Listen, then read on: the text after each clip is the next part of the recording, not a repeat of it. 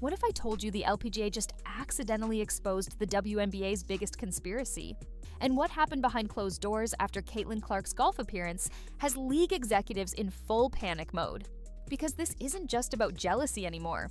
Sources close to the situation reveal that emergency meetings were held, contracts were threatened, and the truth about what's really happening in women's basketball is finally coming to light. The establishment thought they could control the narrative, but they made one critical mistake. They let their golden goose play golf. Here's what the WNBA doesn't want you to know. When Caitlin Clark stepped onto that golf course at the Annika Pro-Am in January 2025, she wasn't just playing a friendly round. She was unknowingly participating in a masterclass that exposed everything wrong with women's basketball. And the numbers are absolutely devastating for the WNBA. The Pro-Am pulled in over 400,000 viewers, triple their normal audience. Social media engagement exploded by 412% in 48 hours. But here's the shocking part. Leaked internal documents show that WNBA executives were monitoring every second of that event, and what they saw terrified them. Because while Caitlin was out there being celebrated, promoted, and treated like the generational talent she is, sources reveal that multiple WNBA team owners were sending frantic messages asking why their own league couldn't generate that kind of organic excitement. One leaked email from a team executive read, "We have the biggest star in women's sports, and we're letting golf capitalize on her. This is a disaster." The LPGA understood something fundamental in one weekend. Caitlin Clark isn't just a player, she's a cultural phenomenon who transcends sports. And they built their entire marketing strategy around that reality, while the WNBA was still pretending individual stars somehow hurt team culture.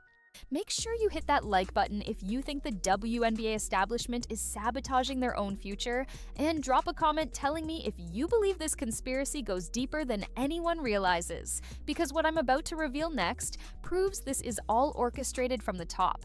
But that wasn't the whole story. What happened behind the scenes during Caitlin's golf appearance would expose the true depth of jealousy in the WNBA. Sources close to multiple players reveal that a group chat among veteran WNBA stars was absolutely exploding with bitter comments. A'ja Wilson, the league's reigning MVP, reportedly posted cryptic messages on social media that everyone knew were directed at Caitlin. She liked tweets about media bias and certain players getting undeserved attention. Then came the most damning evidence. She commented, "Interesting," under a viral clip of Caitlin's golf swing. Like we couldn't all see through the passive-aggressive shade. The timing was no coincidence. Just 3 days before Caitlin's LPGA appearance, Wilson had given an interview complaining about recognition in women's sports. She never mentioned Caitlin by name, but when you're talking about players who get all the attention despite not winning championships yet, everyone knows exactly who you mean. Leaked audio from that interview session reveals that Wilson was even more direct in portions that were edited out. She allegedly said, "Some players are famous for potential, not performance." The network chose not to air it, but sources confirm the audio exists, and it's far more bitter than what made the final cut. What happened next would shock everyone who thought this was just friendly competition. Multiple sources inside the WNBA reveal that several players held an emergency video call to discuss Caitlin's golf appearance. Not because they wanted to play golf themselves, but because they couldn't stand watching another sport treat her like royalty while their own league acts like she's a problem to manage. One anonymous player reportedly said, "It's disgusting how they roll out the red carpet for her everywhere except where she actually plays." Another claimed the LPGA was using Caitlin for clout, which is hilarious considering the WNBA has been desperately trying to generate that same mainstream attention for decades. But here's where the conspiracy gets really dark. Sources close to the league office reveal that WNBA executives actually considered reaching out to the LPGA to discourage future appearances. They were worried that Caitlin becoming a crossover star would make her harder to control and give her too much leverage in contract negotiations. Think about that for a second. The league was so threatened by their own star's success that they considered sabotaging opportunities with other sports organizations. That's not jealousy, that's systematic suppression. The contrast between how the two leagues operated was impossible to ignore. When Caitlin arrived at the golf course, the LPGA had a special parking spot reserved with her name on it. They assigned her a personal media coordinator who understood her brand and fan base. They paired her with Nelly Korda, the world's #1 golfer, and turned it into a celebration of women's athletics. They even adjusted their broadcast schedule when fans demanded more coverage of her round. Behind closed doors, LPGA executives were calling it the easiest marketing win they'd ever had. One leaked memo said, "We just invited her and let her be herself. That's literally all it took." Meanwhile, back in the WNBA, sources reveal they're still holding committee meetings debating whether highlighting individual players hurts team culture. They're still pretending that promoting stars somehow diminishes the sport. Internal documents show that the league's marketing department has been fighting with team owners for 2 years over how much to feature Caitlyn in promotional materials. Some owners wanted her front and center. Others, particularly those whose teams don't have star power, pushed back, claiming it created an unfair competitive advantage. So instead of maximizing their greatest asset, they compromised with watered-down campaigns that please no one and excite nobody. Here's where it gets really embarrassing for the WNBA establishment. The LPGA didn't just invite Caitlyn on a whim. Sources reveal they studied her for months. They analyzed her social media presence, understood her fan demographics, and created content specifically designed to go viral. They had cameras following her warm-up routine. They mic'd her up for casual conversations with other golfers. They turned every moment into shareable content that expanded their audience beyond traditional golf fans. The result was pure marketing genius that generated an estimated $12 million in equivalent advertising value from organic media coverage alone. Young girls who had never watched golf before were suddenly asking their parents about LPGA tournaments. Basketball fans discovered a new sport to follow during the offseason. Even sports media outlets that usually ignore women's golf were running live updates and analysis. ESPN's coverage of the Pro-Am generated higher ratings than their WNBA playoff game broadcasts from the previous season. Let that sink in. A January golf event outperformed meaningful basketball games because they understood how to market their guest star. But the most revealing part was how different players reacted to Caitlyn's presence. Nelly Korda, literally the best female golfer in the world, was thrilled to play alongside her. She called it an honor and said Caitlyn brought incredible energy to the sport.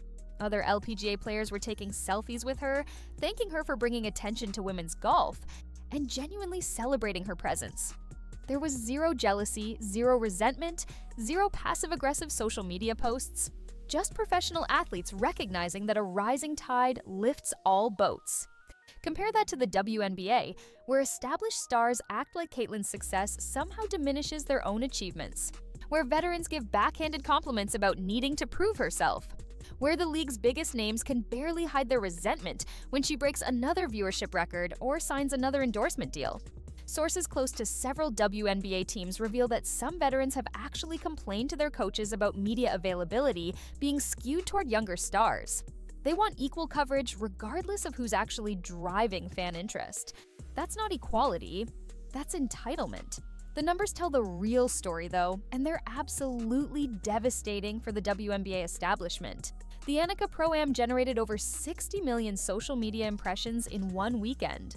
The WNBA All-Star Game from 2024 generated 43 million impressions over an entire week of promotion. A random golf event in January outperformed basketball's showcase event because they had Caitlyn Clark and they knew how to use her. ESPN reported that streaming numbers peaked at 92% of viewers whenever Caitlyn was on screen. The LPGA's Instagram gained over 200,000 followers in 48 hours. Golf equipment companies reported a 37% increase in sales of women's clubs in the week following the event. All from one weekend. All from one player. All from the star the WNBA treats like a necessary evil instead of their greatest asset. Leaked financial projections show that if the WNBA had marketed Caitlyn's rookie season properly, they could have generated an additional $40 to $60 million in sponsorship revenue. Instead, they played it safe, worried about veteran feelings, and left that money on the table. Now, other sports are figuring out they can rent Caitlyn's star power for a weekend and generate more buzz than the WNBA creates in a month. What happened behind closed doors after the golf event proves this conspiracy goes straight to the top. Sources reveal that WNBA Commissioner Kathy Engelbert held emergency calls with multiple team owners discussing the Caitlyn problem. Not the Caitlyn opportunity, the Caitlyn problem. They were genuinely concerned that her growing crossover appeal would make her too powerful to control. One owner allegedly said, "If she becomes bigger than the league, we lose all leverage." Think about how backwards that is. They're worried their star is too successful. The jealousy runs so deep it's affecting team dynamics across the entire league. Players are choosing sides in a war that shouldn't exist. You're either Team Caitlyn or Team Establishment, and the divide is getting wider every single day. Coaches are reportedly frustrated trying to manage egos and keep locker rooms united when half the league resents their most marketable player. Even worse, sources reveal that young players entering the league through the draft are being warned by veterans about getting too close to Caitlyn. Like associating with success is somehow toxic. One rookie who spoke anonymously said she was told by a veteran teammate that riding Caitlyn's coattails won't earn you respect in this league. That's not mentorship. That's gatekeeping. And it's exactly why women's basketball is stuck while other sports are thriving. The LPGA just announced record sponsorship deals totaling over $120 million for 2025. Women's soccer is seeing unprecedented growth with the NWSL expanding to 16 teams. Even women's hockey is gaining traction with new broadcast deals. All these sports understand something the WNBA establishment refuses to accept. Individual stars elevate everyone. When one player shines bright enough, the whole sport benefits. More fans means more revenue. More revenue means higher salaries. Higher salaries attract better athletes. It's not complicated, but the WNBA would rather dim Caitlyn's light than let it illuminate their entire league. And leaked financial documents prove this mentality is costing everyone money. The average WNBA salary is approximately $64,000. The average LPGA salary is approximately $200,000. That gap exists because golf figured out how to market their stars decades ago. Here's the part that should absolutely terrify WNBA executives. Caitlyn Clark's golf appearance wasn't a one-time thing. Sources close to the LPGA reveal they're already planning future events with her.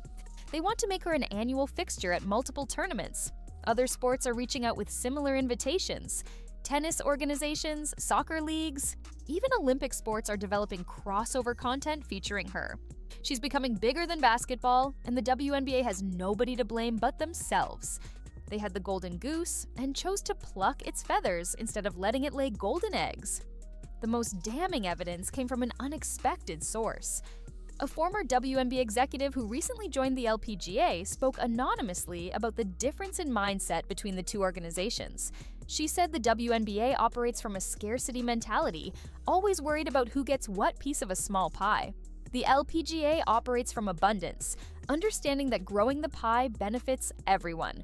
She specifically mentioned how the WNBA actively discourages individual marketing opportunities that don't include multiple players, while the LPGA encourages their stars to shine as bright as possible.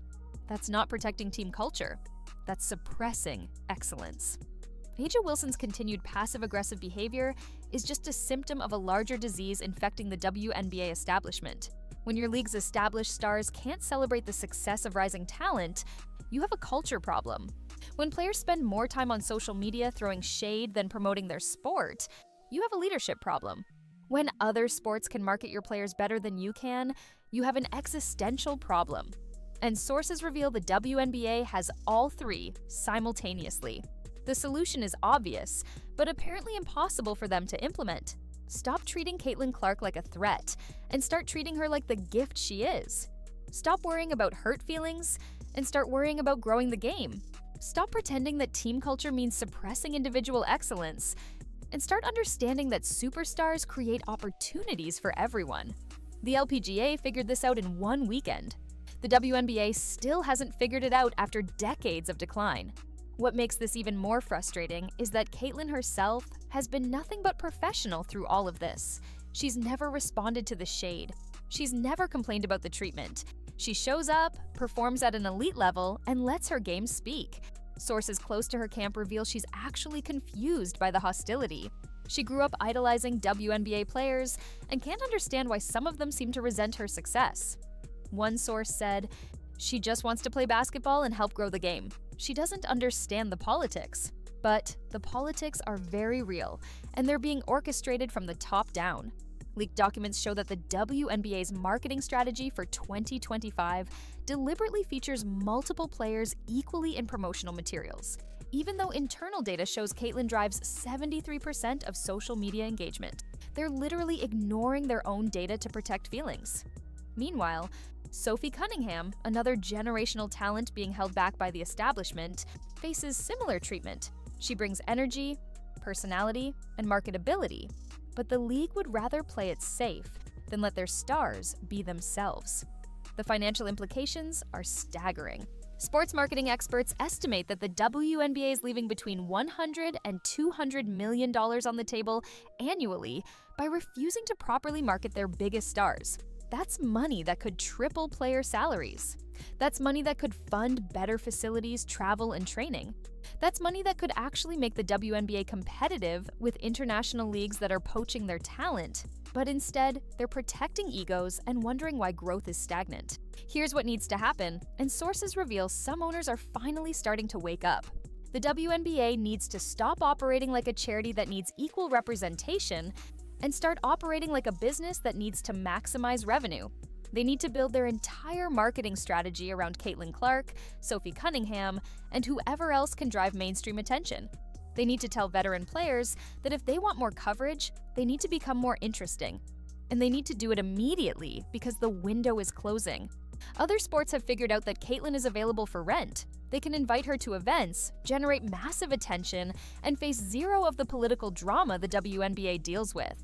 Why would she prioritize basketball if golf treats her better?